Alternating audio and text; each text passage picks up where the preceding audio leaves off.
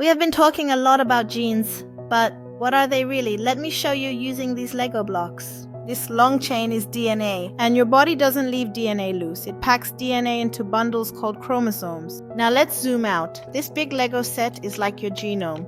Humans have 46 chromosomes that make up the genome. Think of each colored block as one chromosome.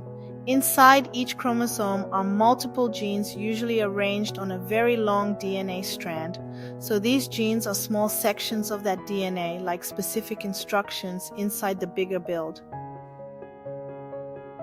Now let's look again. Genome is the whole set. Chromosomes are the big blocks inside the set, while genes are the small instruction sections on the DNA.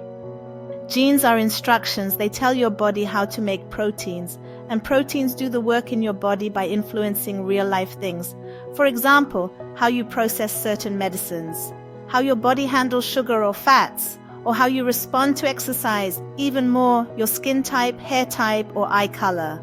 So a genetic test is basically reading parts of your instruction manual, not your destiny, just your starting point.